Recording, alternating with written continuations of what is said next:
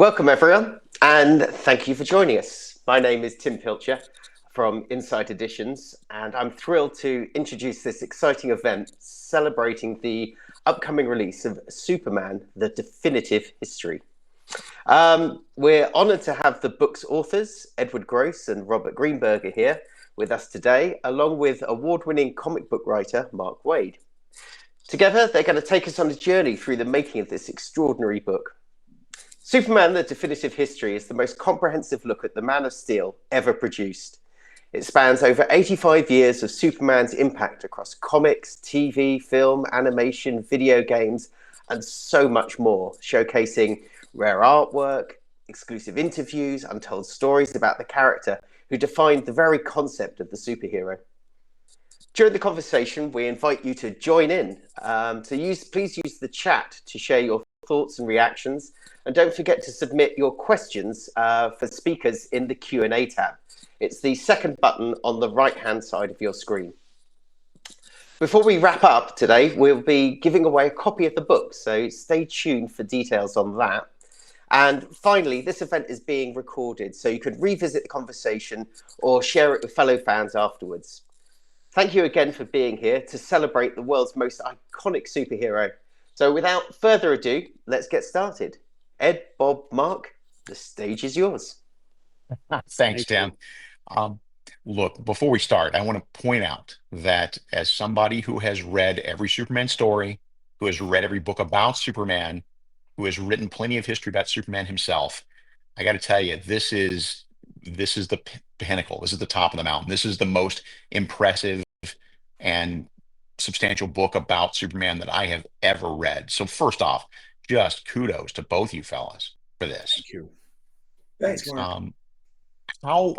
How long have you been working on this? This is a master tome. My entire life. And how long you guys been working on this? It started, it's a blur. We started it has to be what, 18 months ago? Is that right, Bob, you think? Well, I came in about 12 months ago, so you were deep into it by then. Yeah, so about, so let's say a little more than a year ago, a year and a half, somewhere in there is when it started, the process. And originally we thought it was going to have to be turned out like within a few months, and luckily we've had more time to pull it together. But it's just spectacular. We'll talk about it, but it's being involved in this thing has been wonderful from the beginning. So it really has. Yeah, I want to stress that, Ed's right. We've been working on this since we read our first Superman comic because it's been ingrained in our memories. Oh, good point. Good point. We just saw a little shot of what the book looks like, but I don't think you really understand the scale of this thing until you see how massive this book is. That's the sound of it on my desk. Can we bring up the contents page just to give everybody a sense of just how much stuff is in here?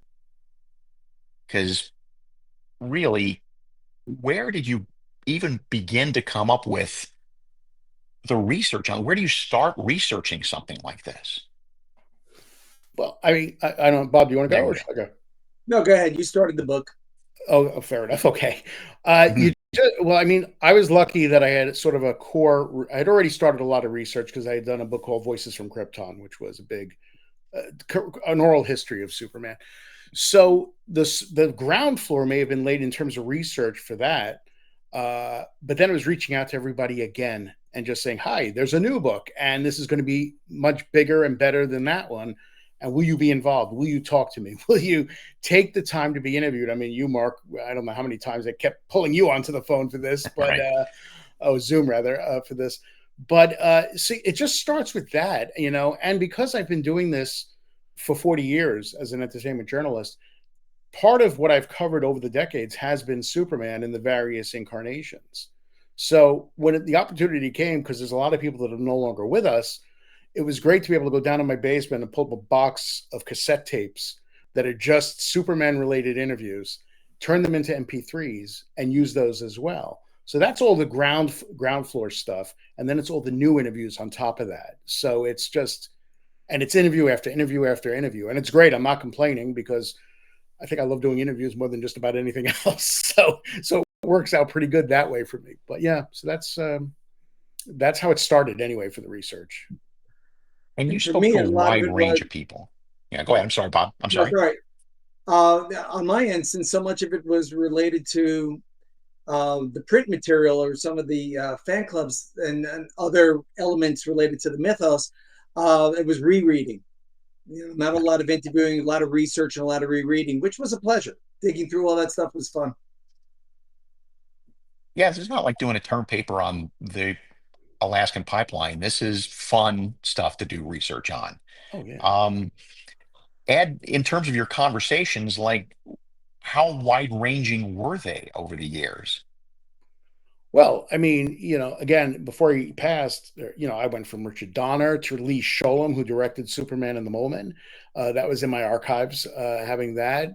And it's every show that's been since the 80s, any version of it, I have spoken to pretty much everybody involved with the different productions and all. So it's just, and again, those are the old interviews, but then everybody I reached out to, there may have been one exception, but everybody else was very enthusiastic about jumping on board and talking about this character for this book. It's just incredible. I mean, just Isn't it interesting that everyone associated with Superman, and I found this too, everyone associated with Superman in any capacity sees the joy in it and is eager to speak about it. without complaining about anything, no matter how hard the show was, or the movie was, or writing the comics were, or whatever it may have been.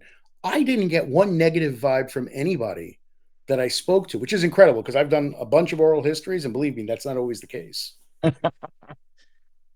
It was there anything in particular that either of you were surprised that about when you were doing your research? Anything that came up that took you aback, or something that you had forgotten that came to the forefront of your mind? I don't. I mean, writing about like the radio series, I had forgotten that there was the overlooked Australian radio version that Right. apparently is very hard to find any episodes from. I also found there were a lot of splinter fan clubs I was unaware of until I started digging deep into the Superman of America from the 40s, because there were some related to the Superman Bread or the Superman Tin comics. So that was revelatory.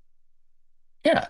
People, yeah, people don't know about the Australian broadcasters. The Superman radio show ran from what, 1940 to about 1952, 51, Mm-hmm. 52. Yeah. But a lot of those scripts were sent over to Australia to recreate those episodes with local cast. And actually, about 2 months ago, I found a ton of them.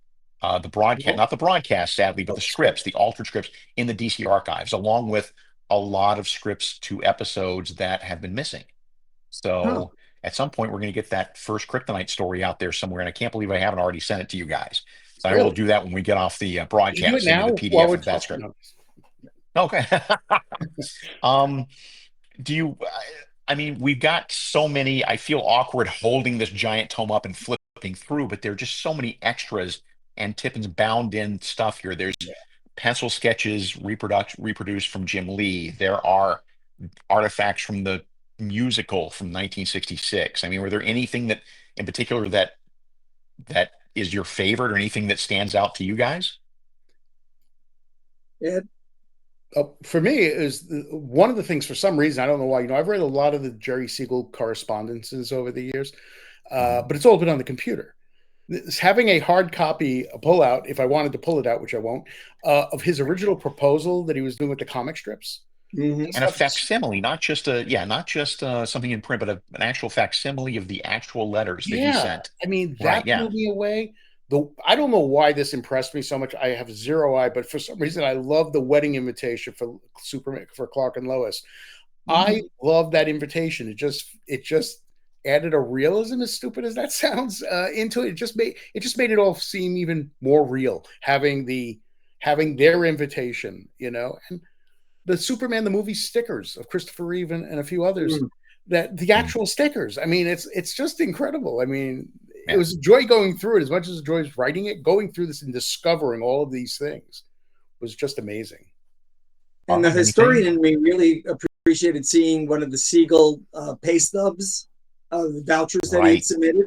as well as a page of an Otto Binder comic script from the 50s, which was, oh, that's cool. So, Yeah. just to see how Bale's the first guys did it. Yeah. Again, the facsimile nature of these things is really stupendous. So again, I cannot gas on enough about this book, but Can I let's talk just about say one other Superman. thing? I just want to add that when you're going Yes, through the absolutely, book, you can. I can. All right, thank you. But I was going through the book earlier today, looking for the pullouts because I wanted to make sure I made notes on the things I wanted to talk about. Those were them.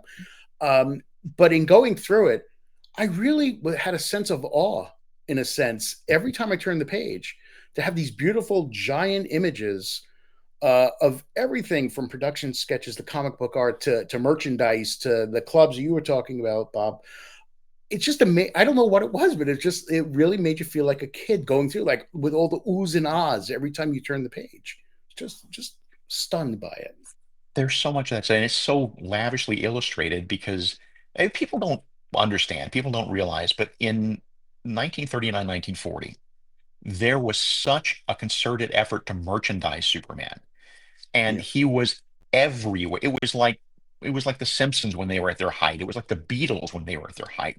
Superman was everywhere in radio shows, in newspaper strips, in toys, in every single conceivable mass media outlet, the cartoons, the later on the serials. He was everywhere. And the book, I think, does a really good job of capturing that, both You know, you and the illustrations in the book. the unsung hero to all of this, and I wish there was more room, believe it or not, to go into it, is Robert Maxwell. Robert Yes. Maxwell's participation with what became Superman Inc. And he's the one who drove the merchandising, ran the radio show, helped launch the TV series. And I think he saw what had been done with some of the popular comic strip characters that preceded Superman and saw how they were getting merchandised. And he said, I could do that. And I could do that better. Yeah. And I can double and triple that. Again, looking back as an historian of that era in terms of merchandising, in terms of comic strips and comic book characters, nothing, comic strip heroes in particular, nothing comes close to the energy. I mean, you gave at the World's Fair, they gave Superman his own day with an Mhm. actor and Right. contests and so forth. There's footage of that actually online. If you want to seek for World's Fair Superman, you can find that stuff on YouTube. So pretty amazing. Um, anything else that we haven't covered here that you guys want to say about the book? Well, this is more about Superman. I think it Sure. just amazes me, and it always has, that this character is created in 1938. He's on the radio in 1940. He's in animated shorts in like 1942. This character has been in production every decade since his creation. There have been some version of Superman over the course of that decade.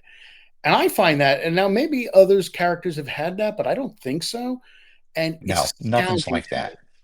And here Right, we for got a new movie every coming out Superman, next you get year. 10 Betty Boops and 12 Woody Yeah, Woodpeckers and yeah, Andy Pandas and characters that just didn't survive the test of time. right. Why do you think that is? I mean, he represents different things for different generations, I guess, but it's all in the service of, quote unquote public good. But also, I think as it's gone on, though, it has become much more about that symbol of hope, of him being the bright light in the darkness. I mean, that's become much more prominent as the decades have gone on.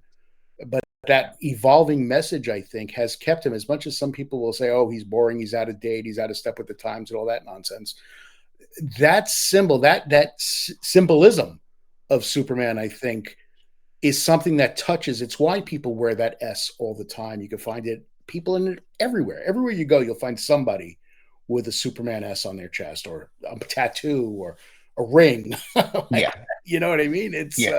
As someone who's traveled the world, there's no place I can go on earth where some point in the day there's not somebody walking around with a cap or a t-shirt or something. yeah. I mean, my own theory, I don't mean to ignore you, Bob. I want you to close this conversation out, but my own theory is that on some level, we learned from Superman growing up that idea that right makes might, that being selfless and doing for others is a good thing.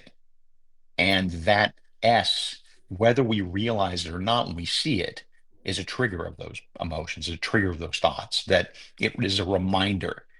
People don't think about that when they put on their caps and t-shirts. They just think, oh, I want to wear a Superman t-shirt. But I think that that's the reason that that symbol, that character continues to be visually in the public eye, because it's a reminder to us of what he stands for. Not just, I mean, there's a lot of other characters that don't stand for anything, but Superman stands for something. Yeah. And my son and I, there was a blizzard here, not a blizzard, snowstorm. And we're driving down the street, and there's an old man with a walker in one hand and a shovel in the other, shoveling his sidewalk. And I said to my son, and I was wearing my Superman shirt. I was always wearing Superman shirts, and I said, I still do. And I said to him, I go, "What? We're going to help him. We're going to offer to help." And he's like, "Oh, why? He's a little kid." He's like, "Why are we going to do that? You know, whatever." So we get out of the car, and we asked the guy if we can shovel for him, and he let us finally, after real strong resistance. And as we're shoveling, he's leaning on his walker, and he goes, "Thanks a lot, fellas. My neighbor was sick, so I came over to shovel his walk." Holy smokes! I mean, I looked at my son when we got back in the car. I guarantee it. It means something. Is what I said to him, and they fell down to that. So that's a great story. I love that. Bobby, it is. The other aspect really is in 1938, we're in the Great Depression. Everyone is downbeat. Everybody's worried about what they're hearing going on over in Europe. You know, it's gloomy. And here's something bright, and here's something positive. And then we hear he came from this other world and was raised in the heartland of America, and he made something of himself. And, you know, that's the American dream. That's the immigrant experience from those generations. And it touched the parents and the readership, because people don't have to remember that the original comics were read by everybody, not just kids. It wasn't a kids medium until later. Right. So adults were reading this as well as kids, and they saw themselves. They saw the immigrants, they saw the Kents, and they saw the values that were being taught to Clark to use his power, not for himself, not for ideological reasons, but he's doing the right thing because that's how he was taught by mom and dad. Yeah. That to me has always been, his selflessness has always been, to me, his greatest superpower. Mm-hmm. And it's, people don't, again, I think the book does a good job of showing this, but people don't, you take him so much for granted as part of the pop culture these days. But, you know, there's the famous story of how the publisher who published Action Comics #1, when the comic came before him, he looked at this crazy figure on the cover smashing a car and holding a car over his head, and looked at this and said, "This is ridiculous. Kids will never buy this. This is just too far out." And so Superman's not on the next half dozen covers of Action Comics until the publisher went to the news dealers and said, "So what's selling?" And the universal answer was, "That comic with Superman in it, why don't you put him on the cover?" That's how outlandish and you know, novel and unique that image was, that character was back in the day. Yeah.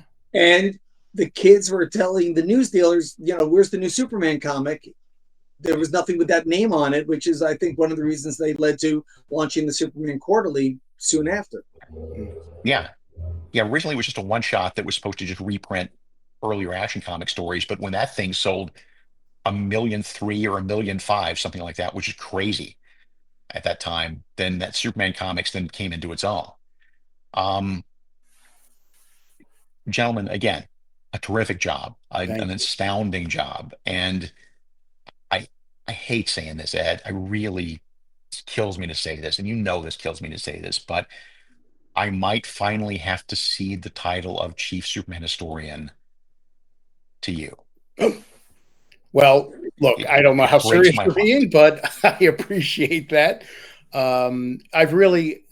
Between this and the previous book I had done, it really is, for me, a crowning achievement of my life in a lot of ways, like in terms of my entertainment life. I don't want to talk about, obviously, married and raising kids, but I mean, in terms of my career and in terms of my passions, my pop culture passions and all, I've written a lot of books, and between Voices from Krypton and Superman: The Definitive History, I cannot tell you how meaningful it is to me to be able to hold, well, can't hold both books because that one is too heavy, but to hold both of those books, or have both of those books with my name on them, and having told this history and speaking to hundreds of people literally for it, I wish I can put into words how meaningful that is to me on that accomplishment. But thank you. I appreciate the comments. I really do, the praise. I mean, you've done the character, both of you have done the character a great service. Thank you. Thank you. Let's take a minute. We threw open the floor earlier to some questions from the audience. Hopefully some have built up by now. If we've got any, let's move to the Q&A section. See what we've got. Biggest surprise from doing research. I think we covered a little bit of this, but Ed, Bob, you answered this. Ed, I don't know that you covered this. Well, I mean, the biggest, you got to realize a lot of it I kind of knew because I had done so much research on Superman already. I think the comic book, Bob's thing on the comic book, the chapter on the comic books was very illuminating to me because, I read the comics religiously in the 60s, but not a lot afterwards. I mean, I drop in and out and that sort of thing. So it really was the history you painted, Bob, in that chapter really was a revelation to me in a lot of ways. Because it just, I have to say, the last 20 years were a challenge to try and condense and make comprehensible. Yeah. Well, with all the reboots and all the crises, and I know I had that problem too with it. And it's also the visual aspects of it. I know we talked about the visual aspect of it, but for me, those were some of the biggest surprises. Just to see more far-reaching than I ever realized. You know what I mean? That between just every aspect of it, whether it's the clubs, the toys. And again, I'm repeating myself from earlier, but that's why I say when turning the pages, it's like mind blowing, and you feel like a kid on Christmas because it's like, wow, I didn't know this, and oh my god, to look at this and turn it, it's like, oh my god. I mean, it sounds like I'm just trying to sell the book, and that would be lovely, but that's not just it. It really is this incredible package. So for me, that was the biggest surprise. Because my other book was all text. We didn't have any photos in it because it was unofficial. So it was all text. This thing, though, to see the history unfold visually along with our text, just made it an entirely different experience. I mean, it's just really just amazing. So that's my biggest surprise is just visually discovering all that was out there. Yeah. I mean, I don't think there was much surprise for me. I think that in the sense that the information, but it was the context in which everything was presented, and it was the bonus materials and so forth. It gives, again, the context. It gives everything to the last 85 years. It's really, really well put together. Who else has a question? Well, waiting for that to pop up, we should credit the book designer who did such a gorgeous job. Yes, because there are so many covers, so many panels, so many licensed objects over the years. To put them and organize them in such a visually attractive way. He's like the secret superhero of this book. Yeah, for sure. Yeah. All right. What do you think is the most unique piece of history or artifact in the book? I know, but I want to hear your guys' take on this. But to me, it's that. Ed, do you want to talk about the letter to Russell Keaton for a little bit? I'm trying to remember that. You better go to Bob. or Bob, you want to talk? Bob, you want to talk about that? Okay. Well, he's thinking about the Russell Keaton. For me, it has to be the cutouts that were inserted in the playbill for the Superman musical, because I was 8 years old and my grandmother took me to a matinee. No, you're the only person I've ever met who saw it. Yes. So jealous. Taken to a matinee, and somehow she got me backstage, and I got some autographs on the playbill, which of course vanished over the years. But it was such an experience, and to see those cutouts, it was like, oh my god, I'm transported instantly. Yeah. I mean, I think just those, again, going back to the picture thing, looking at the past, an era that I really was not. Obviously, I was born in 1960. To see the stuff that had gone on in the 30s and the 40s, all of that to me was, you talk about sort of a unique piece of history. That's what it was, because it painted a portrait of something that I'd been aware of, but never actually seen to a large degree. And to see all of that material there was just very illuminating that way, and that brought the history to life for me. So, all right, let me talk about the Keaton letter. Yeah, go ahead. Yeah. What a lot of people don't realize, I didn't know this until about 15 years ago, is that Siegel and Schuster created Superman in 1933, tried to float it as a newspaper strip, couldn't get any traction. What people don't know is that Siegel then turned away from Schuster and approached an Right. artist named Russell Keaton, who was who's well established in the comic strip field at that time. He was doing, to me, he was doing a beautiful strip called Flying Jenny, and approached him with a script for the first couple of weeks of the strip that resembles our Superman barely at all in a lot of ways. Mm. Uh, a, a kid sent from the future, right? Not from a doomed planet Krypton, but sent back through the past and adopted by the Kents. But all the background there is different. And Keaton, there's following correspondence. It's not in the book, but it's from Keaton saying, "Nice try, kid, but nobody will ever buy this." Historical short-sightedness. Yes, it's a wonderful thing. All right, good one. Superman has been reinterpreted in dozens of incarnations since its debut in 1938. What, in your opinion, are the non-negotiables when it comes to interpreting or reinterpreting him? Bob, you want to take that one first? I think we all have good answers on that. He's got to be the sole survivor of the doomed planet Krypton. He has to be raised by the Kents. He has to have some sort of a relationship with Lois Lane. I really like the fact that when he's not Superman, he is still fighting for truth, justice, the American way as a reporter, whether it's for the internet or print. Keeps him on task, on mission, so to speak. We could have a debate about the kryptonite. What about you, Ed? Unfortunately, it's a lot of the things you just said. I mean, really, there are the things that stand out and the things that you expect every time you go see a Superman or read a Superman or something. These are the things, and the basic look. I mean, I'm going to use this as an example and probably annoy a lot of people, but if you look at the differences between the previous interpretations of Superman and the Henry Cavill or the Zack Snyder interpretation, and I like those movies. That's the thing. I do like the movies, but it's a darkness that I don't like to see in the character, or an angst that I don't like to see in the character. So for me, a non-negotiable, and I hope we're going to get this with James Gunn's movie, is that again, I speak in cliches, but that peacefulness, that hope, the inspiration. I guess inspiration is the thing that is non-negotiable for me in terms of beyond the elements, because I would have repeated exactly what you said.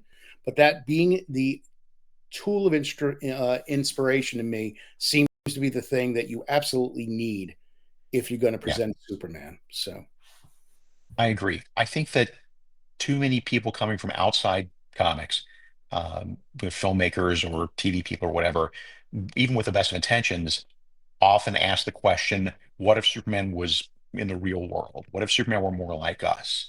And I don't care. That's not his job. right. The question should be asked, why, what can we do to be more like Superman, right? That's the question. Right. He does impossible things. This is and the drama that you normally associate with a hero. Can he, can't he? Will he, won't he? Will he be able to do this? It's kind of a foregone conclusion with Superman, because if he's not doing the impossible, then he's not being Superman. Right. So the trick for him, as I know, as somebody who's written many adventures, is to approach it not from what physically will he be able to do, but just how does a man with that goodness and that kindness and that selflessness move through the 21st century? That's the question, I think. And that's again a non-negotiable. That's his kindness, his empathy, his reverence for all living things. Right. Yeah, those are absolutely the non-negotiables.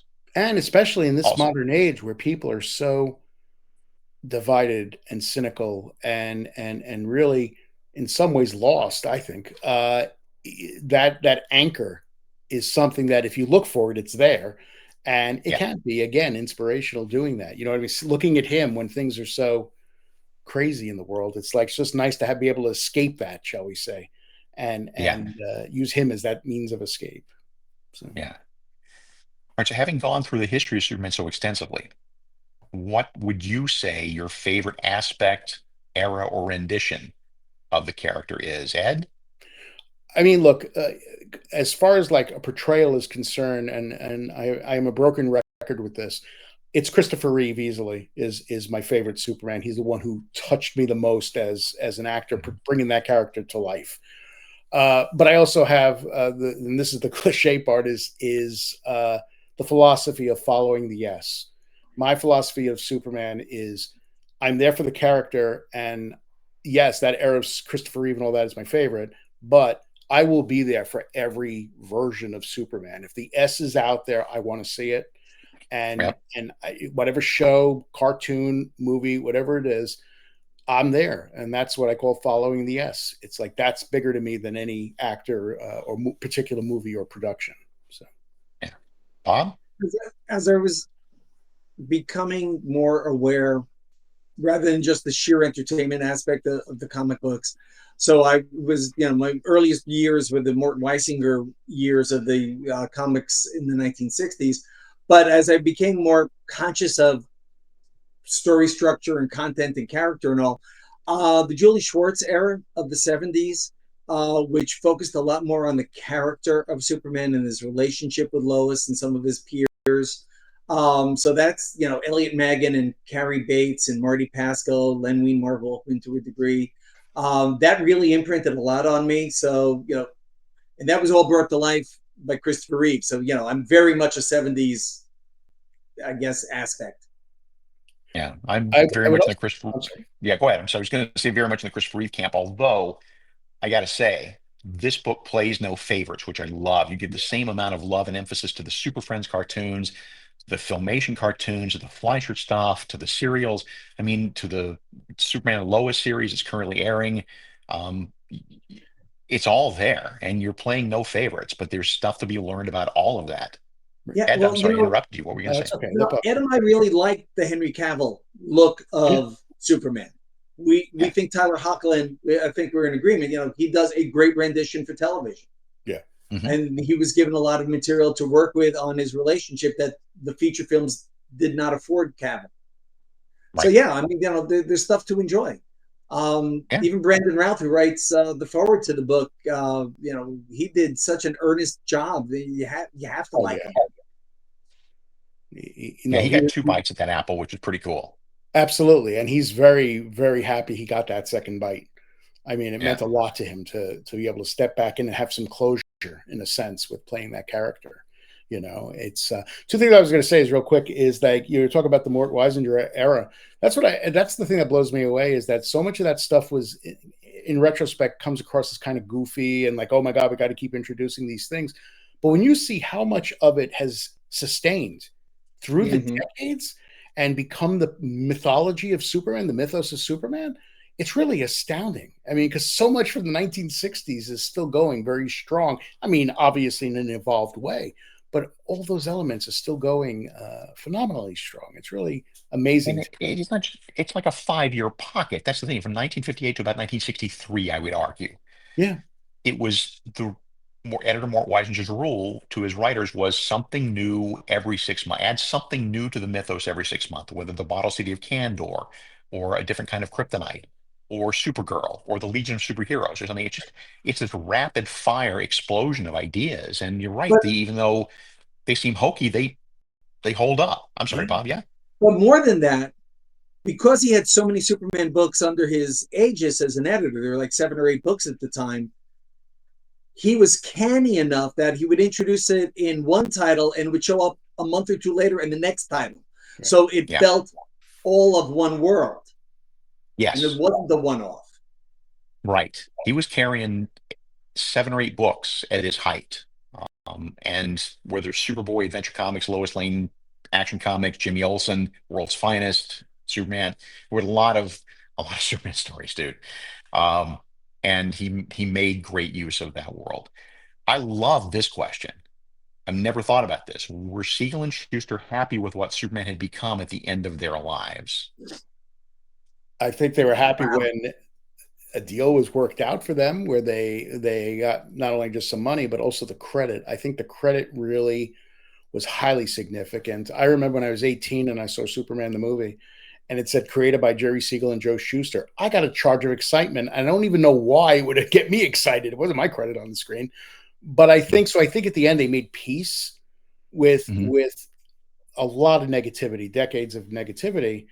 I think they made some peace with that, and they were giving some money to be able to live a life where they weren't in destitute and that sort of thing. So I think they were happy, and I think they were very happy about the credit, really. Yeah, they were happy with the credit. They were happy with the money and the healthcare and all the stuff that was owed them. But honestly, they were fading out as Superman was enjoying renewed interest thanks to the Christopher Reeve series of films. And the comics were still selling, and I think they were, content. You'd have to ask the families, but from what I could gather, they were pleased.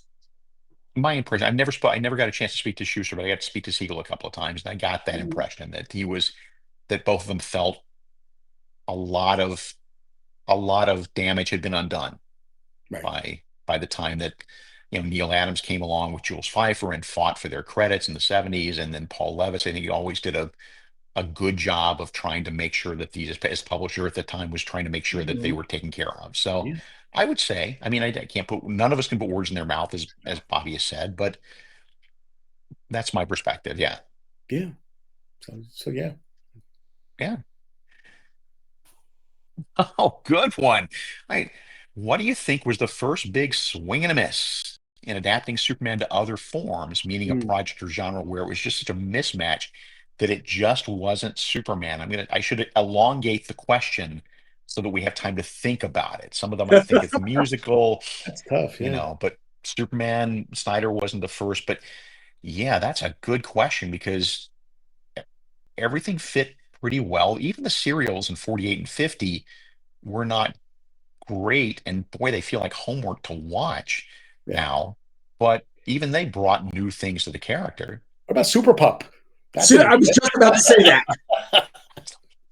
We have a winner. One of you talk about Super Pup, please. It's in the book. Please talk about Super Pup, Ed.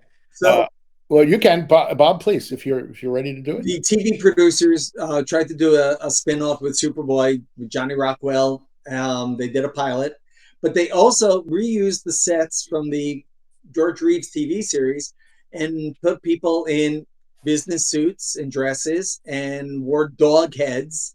So it was Bark Bent, and it was just incredibly silly. It was a shot pilot that is just embarrassing to watch. Yeah, that's the mismatch. That's the biggest mismatch. Because most of them, like you said, Mark, you can watch them, and very few of them make you want to throw up. I mean, they all seem to be well intended, but the first one that felt like a complete cash grab was, we've got all these sets sitting around from the Adventures of Superman TV show that's not existing anymore.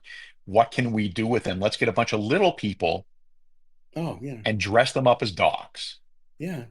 That and the other one, I guess, that comes to mind is the late night production of It's a Bird, It's a Plane, It's Superman. Oh, 1975? Yeah, that was a misfire. Oh, yeah. That's an Olympic level misfire. It was... Yeah. Bob, did you see? I saw that live. Bob, did you see that when it came out? I think I taped it and watched it. I caught it on tape. I missed it live because it was late night and I was tired. Yeah. The Broadway show was well intended. It ran not that long. The problem with the Broadway show, as I understand it, is that it was made for adults. It was shown as a Broadway show, which means you've got most of your performances in the evening. But no matter what, especially given the advent of the Batman TV show that hit about the same time, it was considered a kids thing. It was like going to the Lion King for adults. They figure that we're, not the Broadway show, but the cartoon. They just figure that we're adults. We're not going to go see Finding Nemo without our kid. And so they did a lot of matinee business, but not so much in the evenings. Yeah. I mean, Batman debuted in January, and the camp craze was well underway by the time the Broadway show debuted in March. So that created a set of expectations that I don't think the show could deliver. Yeah. Right.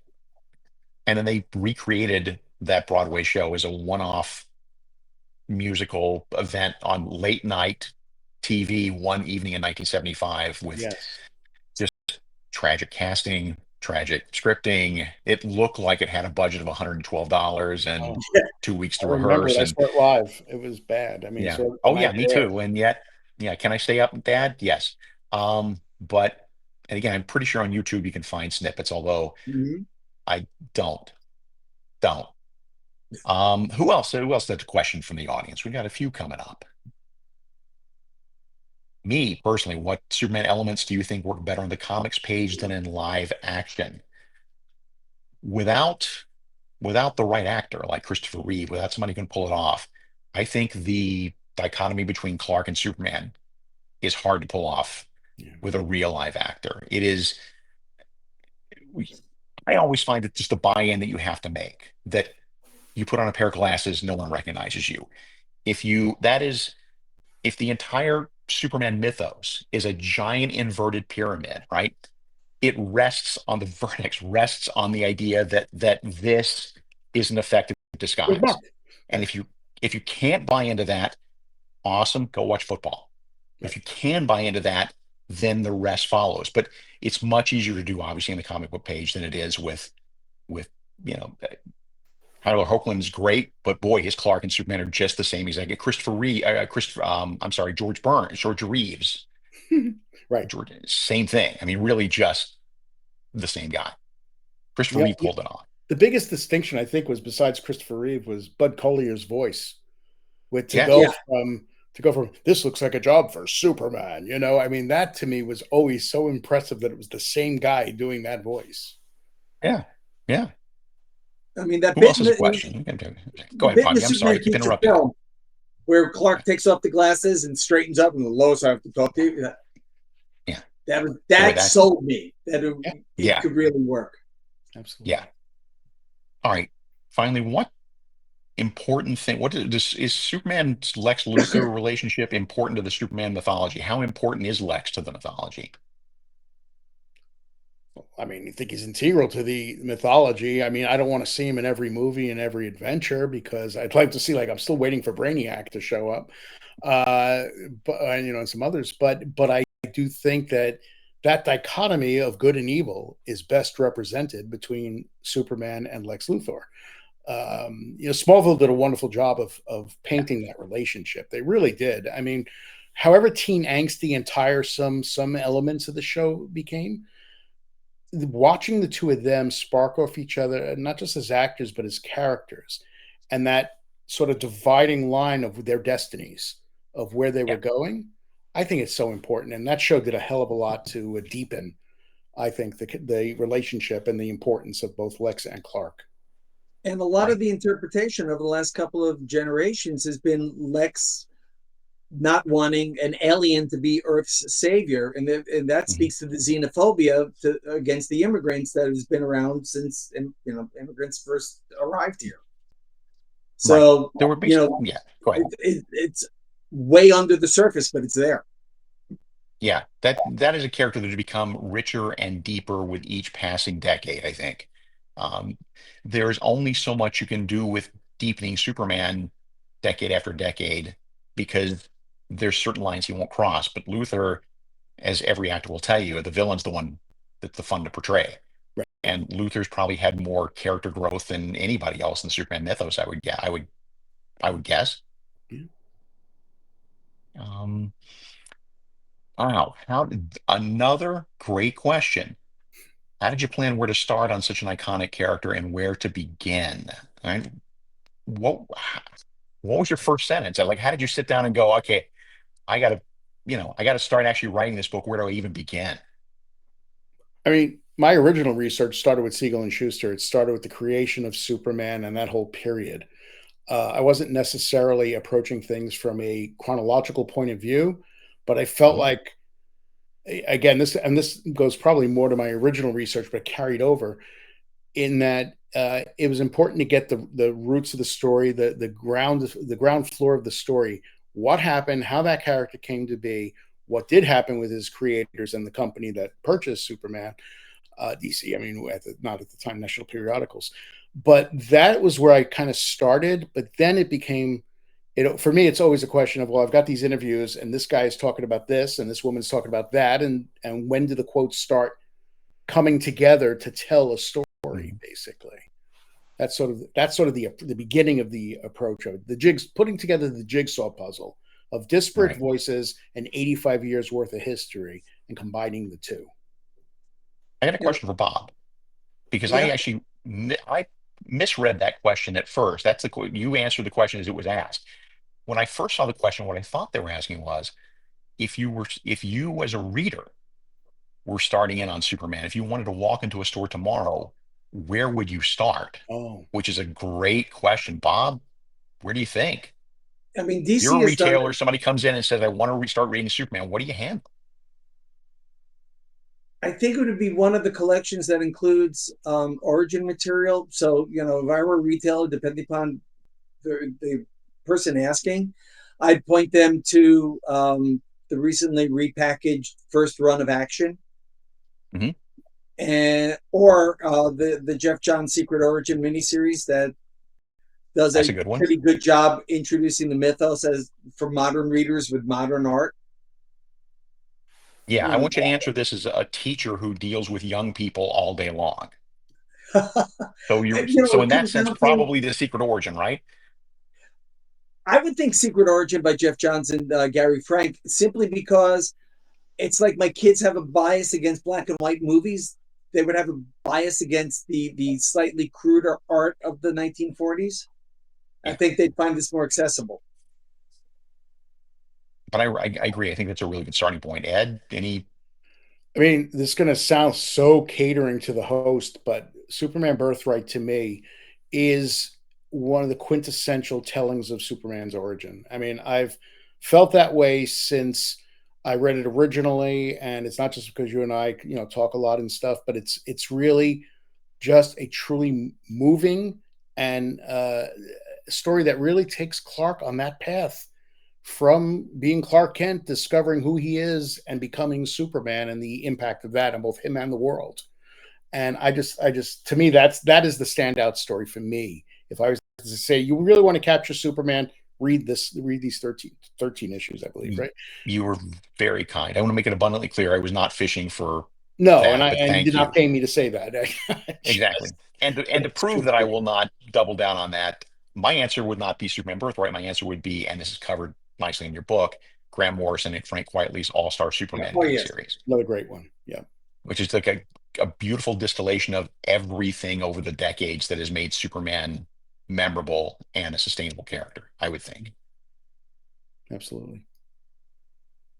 But Birthright is good too. Um, who else has we've got a time for a couple more questions. Oh, good one. Um, Ed, what are your hopes for the next incarnation of Superman? I'm hopeful that the next incarnation will get us back to a more, I say innocent Superman, but a more optimistic Superman. I don't want it to be corny at all, but I do like the idea of a guy who goes out there and is enjoying what he does, saving people, making his mark on the world in such a positive way. That's sort of what I want to see, is just closer to Christopher Reeve. I'm not saying impersonating Christopher Reeve, but closer to that version of Superman where you feel like, yes, this is the guy that stepped off the comic page and he just captures the essence of that character. And I really want the John Williams theme or some variation of it. It doesn't have to be the entire theme, but I think the John Williams theme has become or should be an integral part of Superman, the way the James Bond theme is to that character. So if you're Yeah, asking what I want for the next incarnation of Superman, those are the things. Those are the two main yeah. things. Bob? Yep. I wholeheartedly agree, and I will add on with that I hope it's an incarnation that sticks around. The Henry Cavill era came and went fairly quickly. Tyler Hoechlin gone in 4 years, so I would hope the current sweat and future stories give us a nice long run. That would be Yeah. nice. Yeah. James Gunn's Superman movie next summer. And I'm with both you guys. I think that bringing joy back to the character is just the most important thing, bringing sunlight and joy back to that Yeah. character. And Crypto the super dog is in that movie. So I think that speaks to Step tone. in the right I think that direction. speaks to tone. Yeah, exactly. Um, anything else? Any other questions? One more question. Let's do one more. Easy. Which of Superman's powers is most desirable for each of you in real life? I will say super speed, just because I love the fact that I can get my homework done in 10 minutes and, screw around for the rest of the day. Bob, what about you? I always say flight because I could avoid traffic and it would help me get over my fear of heights. But just the idea of soaring through the air, it just looks so cool. Flight is intriguing. Yeah, I was just gonna say flight. That's for Flight's you too. intriguing. The problem with it is I have such a horrible sense of direction. I'd end up in Guam or something if I took flight. I don't know. I just wouldn't. I'd never find my way home again. I need a GPS for the sky to get me back. I mean, flight, of course, is the ideal thing. I also wouldn't mind his super memory. That would be nice. Oh yeah, you know, and aging very slowly as I get older, that would be kind of awesome too. That's a good one too. Well, the Golden Age Superman could rearrange his features, so you could just rearrange him to look younger. Okay. There you go. That was a power he had for a short time until somebody realized, well, if he can do that, why does he put on glasses and pretend to be Clark Kent? Yeah. You're right. Yeah, you're right. Flight without telescopic vision is really not helpful. But it's funny, though, I've found over the years, I've done a lot of research, I've talked to a lot of people, just random strangers about Superman. He can do that. And universally, you ask them to tell you one thing about Superman, just one thing, and 9 times out of 10, the first thing they'll say is he flies. Yeah. And that captures the spirit of the character so beautifully. He's not about angst. He's not about strife. He's about flying. There's a freedom to fly. Yeah. Yeah. You put your worries behind you. It's below you. It's just you in the sky, maybe with a bird. I mean, there's something very peaceful about it. And I think people yearn for that kind of peace and tranquility away from the world. Yeah. Yeah, totally. Just the freedom of it. That's a lot better than leaping over tall buildings in a single bound. I'd rather fly than just, leap. Well, gentlemen, you've been amazing, both of you. Again, this has been a tremendous honor to talk to you about this book because it is such an amazing tome. It is such a spectacular soup to nuts, A to Z, 1938 to today history of Superman that doesn't exist. You filled a need in the marketplace. Nothing like this exists. Thank you. And thank so you. With that, we will turn it back over to the folk who are running the show and go to that.